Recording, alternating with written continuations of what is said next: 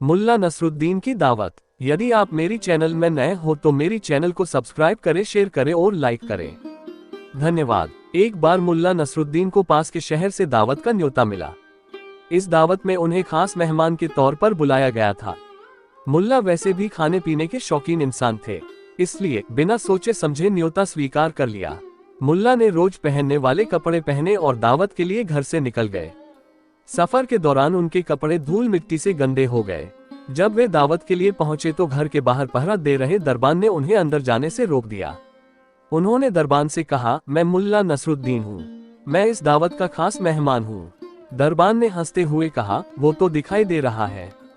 फिर दरबान ने धीरे से मुल्ला के कान में कहा, अगर तुम दावत के लिए आए मुल्ला नसरुद्दीन हो तो मैं खलीफा हूँ। ये सुनकर उसके साथ खड़े अन्य दरबान जोर जोर से हंसने लगे।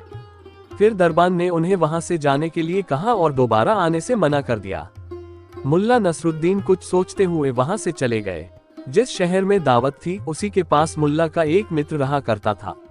वह अपने मित्र के घर चले गए। मुल्ला नसरुद्दीन अपने मित्र से मिलकर खुश हुए। थोड़ी देर बाद उन्होंने सारी बातें अपने मित्र को बताई।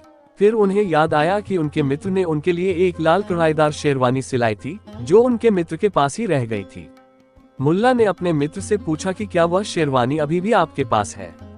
उनके मित्र ने कहा, शेरवानी अभी भी अलमारी में टंगी है और तुम्हारा इंतजार कर करी है। मित्र ने शेरवानी मुल्ला नसरुद्दीन को दे दी। मुल्ला ने मित्र का शुक्रिया किया और कुछ देर बाद शेरवानी पहनकर दावत के लिए निकल गए।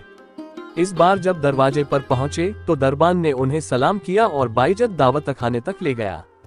दावत में अनेक लजीज पकवान बने थे जिनकी खुशबू हर तरफ फैल रही थी। मुल्ला के स्वागत में बड़े बड़े लोग खड़े थे। फिर मुल्ला को खास मेहमान की कुर्सी पर बैठाया गया। उनके बैठने के बाद ही बाकी सभी मेहमान बैठे। सभी की नजर मुल्ला पर ही थी।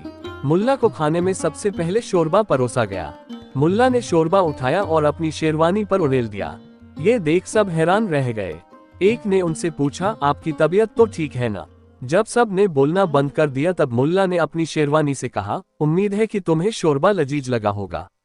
अब तुम्हें समझ में आ गया होगा कि दावत पर मुझे नहीं बल्कि तुम्हें बुलाया गया था। कहानी से सीख।